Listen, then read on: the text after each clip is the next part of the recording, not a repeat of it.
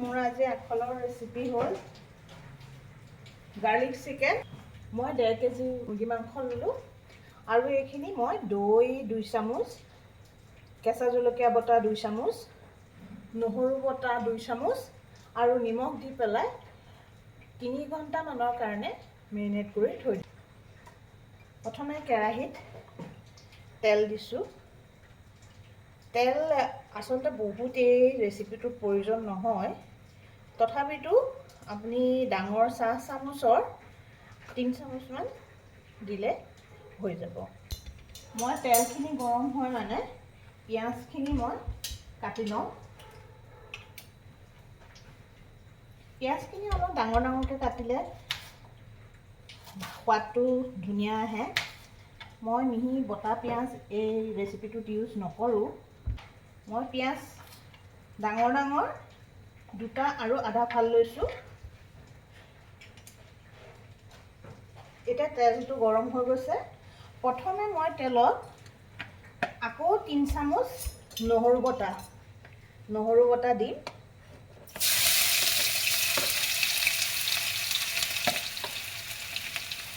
আৰু নহৰুখিনি ৰঙচুৱা হোৱালৈকে মই ভাজি থাকিম। মেৰিনেট কৰি থোৱা চিকেন আছিলে সেইখিনি দি দিম।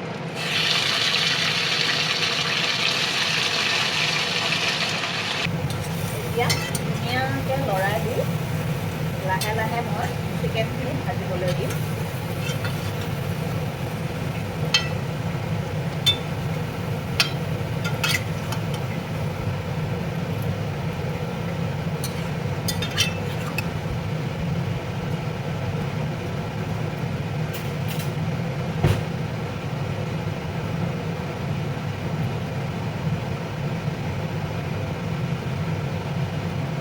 এতিয়া ইয়াত মই যিহেতু অলপ জ্বলা খাওঁ, মই 6টা জলকীয়া পিচি পেলাই লৈছোঁ। পিচি পেলাই ইয়াত দি দিছোঁ আৰু 2 চামুচ আদা বটা দি দিছোঁ। এতিয়া মই চিকেনখিনি ঢাকোন মাৰি সিজিবলৈ দি মিডিয়াম টু ল' ফ্লেমত। সহজ ৰেচিপি, বহুত কম মছলাত তৈয়াৰ হয় আৰু তেল বহুত কম লাগে।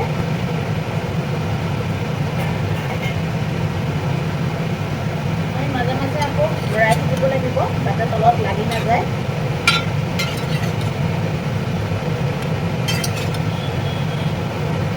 এতিয়া চিকেনৰ পৰা কেঁচা ভাৱটো গৈছেগৈ অকণমান। এনে সময়ত মই অন্নপূৰ্ণাৰ চয়া চচ 2 কাপ দিম।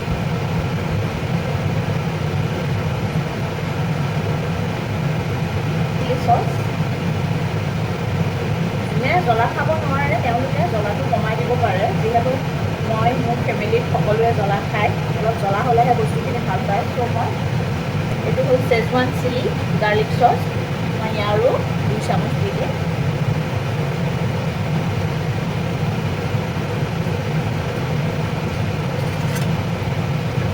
এতিয়া ধুনীয়াকৈ লৰাই দিম।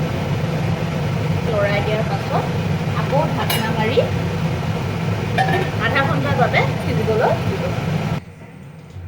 যেতিয়ালৈকে চিকেনখিনি সিজি আছে, আমি চিকেনখিনি দিবলৈ এটা চিলেৰি প্ৰস্তুত কৰি লওঁ। ইয়াতে 2 চামুচ 2 টিস্পুন কৰ্ণফ্ল'ৰ দিলোঁ।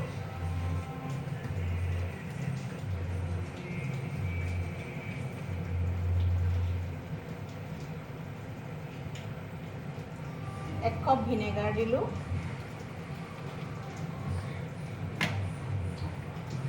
আকৌ 1 কাপ চয়া চচ। এইটো চয়া চচ মই যিটো ব্যৱহাৰ কৰিছোঁ এইটো ডাৰ্ক চয়াটো নহয়, এইটো লাইট চয়াটো।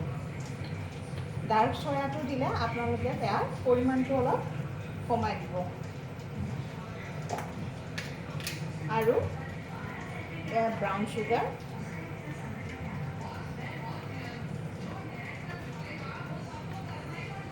এক টিস্পুন দি দিলোঁ।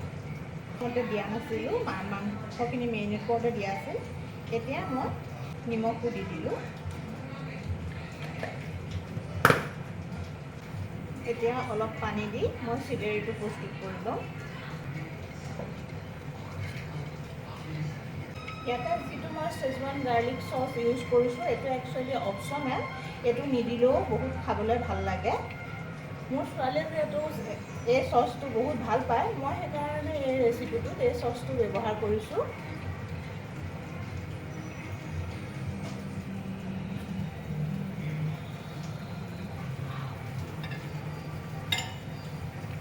এয়া চাওকচোন, এতিয়া চিকেনখিনি প্ৰায় সিজি গৈছে আৰু পানীটো ওলাই গৈছে চিকেনটোৰ পৰা।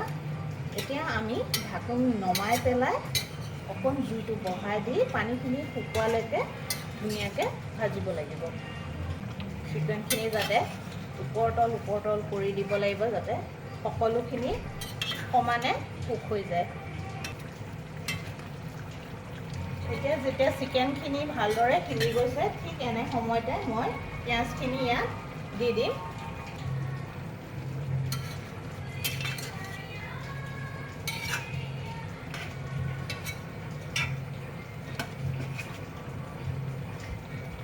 এইটো সময়ত পিঁয়াজখিনি দিলে আধা কেঁচা আধা পকা টাইপৰ হৈ থাকে আৰু সেই টেষ্টটো মই বিৰাটেই ভাল পাওঁ। এয়া চাওকচোন, এতিয়া চিকেনৰ পানীখিনি প্ৰায় শুকাই গৈছে। ঠিক এনে সময়তে চিকেনখিনি আমি চিলেৰীখিনি দিম। তাৰপিছত এতিয়া আমি ধুনীয়াকৈ চিলেৰীখিনি ইয়াত দি দিম। চিলেৰীখিনি দিয়াৰ লগে লগে আমি চিকেনটো লৰাই দিব লাগিব। এতিয়া ইয়াত আমি কেটচৰ ব্লেক পেপাৰ স্প্ৰিংকলাৰ অলপ দিম আৰু আকৌ এবাৰ ধুনীয়াকৈ লৰাই দিম।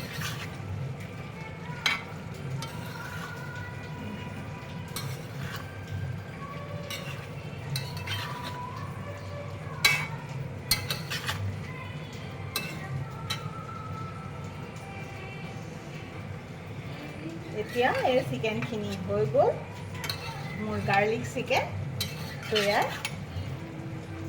এতিয়া মই পৰিৱেশন কৰিবৰ কাৰণে এটা বাটি উলিয়াই দিম।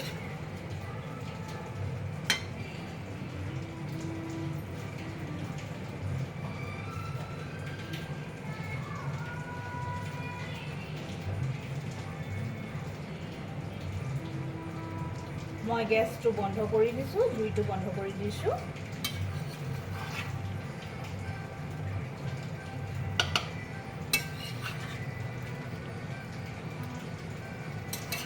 আপোনালোকে ঘৰত এইদৰে গাৰ্লিক চিকেন বনাই খাব আৰু আপোনালোকৰ যদি জ্বলা কম দিয়ে, তেতিয়া আপোনাৰ কণ ল'ৰা ছোৱালীখিনিয়েও এই চিকেনটো খাবলৈ বৰ ভাল পাব।